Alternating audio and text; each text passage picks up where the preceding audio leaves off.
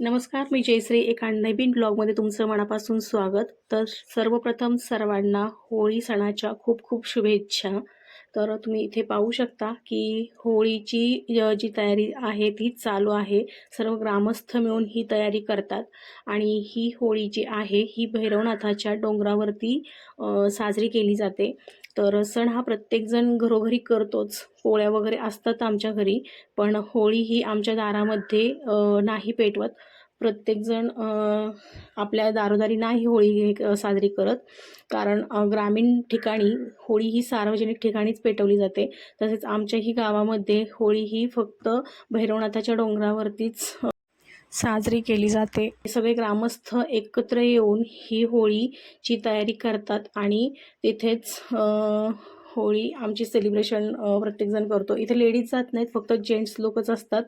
एखादा अर्धे लहान मुलं जर गेलीत तर जातात, पण मोठ्या ज्या महिला आहेत त्या ह्यावेळेस डोंगरावर नाही जात आणि फक्त जेंट्स लोकच असतात.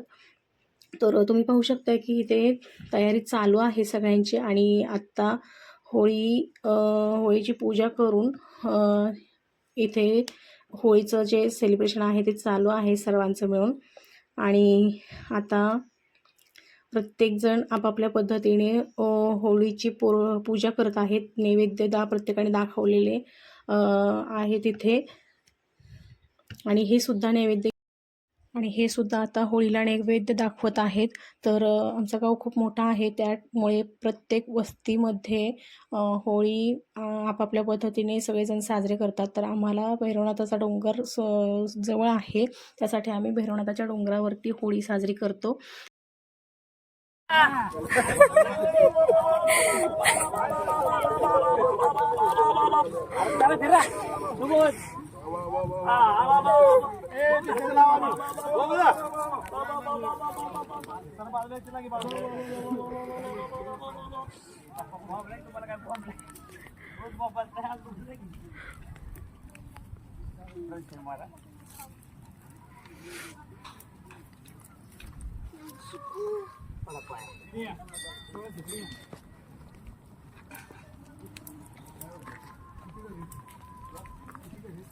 खाल्ला आवाज येतोय.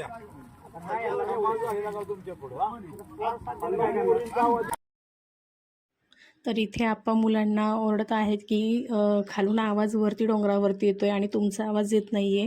तर ते यासाठी की प्रत्येकजण लाजत होता बोंबाबोंब करण्यासाठी. पण शिमगा हा सण असा आहे की याच दिवशी तुम्ही बोंबाबोंब करू शकता. एरवी तुम्ही ओरडलात तर खूप म्हणजे काही आता हे मी म्हणजे तुम्ही ओळखू शकता की कशा पद्धतीने ते माणसं रिॲक्ट होतील ते. तर हाच एक सण असा असतो की आपल्याला एन्जॉय करता येतो थोडासा. तर आपण मोठमोठ्याने ओरडू वगैरे शकतो. तर अशा पद्धतीने बोंबाबोंब करूनच हा सण साजरा करायचा असतो, त्यासाठीच ह्याला शिमगा वगैरे म्हणतात. तर अशा पद्धतीने आता होळीचं पूजन वगैरे करून नैवेद्य वगैरे दाखवून हे गेलेले आहेत. बाकी देवदेवतांना नैवेद्य दाखवण्यासाठी आणि दर्शन घेण्यासाठी. तर अशाच पद्धतीने आता सर्व देवांना हे नैवेद्य दाखवून मुलांनासुद्धा पाया पडून आता घेऊन येणार आहेत. तर आता ह्यांचं नैवेद्य दाखवणं वगैरे चालू आहे. आणि एक गोष्ट आहे की भैरवनाथाच्या डोंगरावरती सर्व देवीदेवतांचं आम्हाला दर्शन एकाच ठिकाणी होतं. त्यामुळे सणासुदीला आम्हीही भैरवनाथाच्या डोंगरावरती आवर्जून जातो. तर इथे अनेक मंदिरे आहेत. तुम्ही एरवीच्या व्हिडिओमध्ये सुद्धा बघितलेलं असेल की इथे महादेवांचं मंदिर आहे, दत्तगुरूंचं मंदिर आहे. आत्ता जे नव्याने झालेलं आहे, पहिल्यांदा जुना फोटो वगैरे होता. आणि इथे काळूबाईचं मंदिर आहे, तसेच भैरवनाथाचे जोगेश्वरीचे मंदिर आहे, मारुतीचे मंदिर आहे.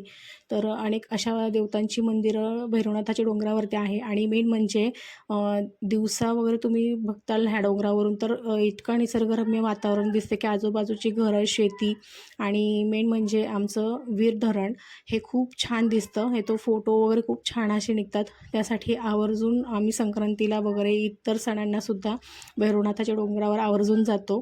तर अशा पद्धतीने आमचं प्रत्येक सण भैरवनाथाच्या डोंगराशिवाय साजरा होऊच शकत नाही. तर हे आत्ता दत्तगुरूंचं नव्याने मंदिर झालेलं आहे. पहिल्यांदा तुम्ही पाहिलं असेल की एक साधासा फोटो दत्तगुरूंचा होता. तर अशा पद्धतीने आता दत्तगुरूंची प्रतिष्ठापना केलेली आहे आणि अशा पद्धतीने आमच्या ग्रामीण भागात आमचा होळी सण साजरा होतो. तर तुमच्या इथे कशा पद्धतीने होळी सण तुम्ही साजरा करता हे कमेंटमध्ये नक्कीच सांगा. आणि आजचा ब्लॉग जर तुम्हाला आवडला असेल तर नक्कीच लाईक करा, कारण तुमचं एक लाईक मला फार प्रोत्साहन देऊन जाते, मला व्हिडिओ शूट करण्यासाठी भाग पाडते आणि उत्साहही वाढतो तेवढाच माझा. तर प्लीज व्हिडिओला जरूर एक लाईक करा आणि चॅनेलला सबस्क्राईब करायला विसरू नका, कारण तुम्ही व्हिडिओज बघता पण चॅनेलला लाईक करायचं आणि सबस्क्राईब करायचं विसरून जाता. तर प्लीज चॅनेलला जरूर सबस्क्राईब करा आणि तुमच्यापर्यंत चांगले चांगले व्हिडिओ घेऊन येण्याचा नक्कीच मी प्रयत्न करेल. तर प्लीज त्यासाठी चॅनेलला जरूर सबस्क्राईब करा. आजचा ब्लॉग जर तुम्हाला आवडला असेल तर नक्कीच लाईक, चॅनेलला सबस्क्राईब आणि व्हिडिओला शेअरसुद्धा करा. पुन्हा भेटूया एका नवीन ब्लॉगसोबत आणि तुम्हा सर्वांना पुन्हा एकदा हॅपी होली. Good night.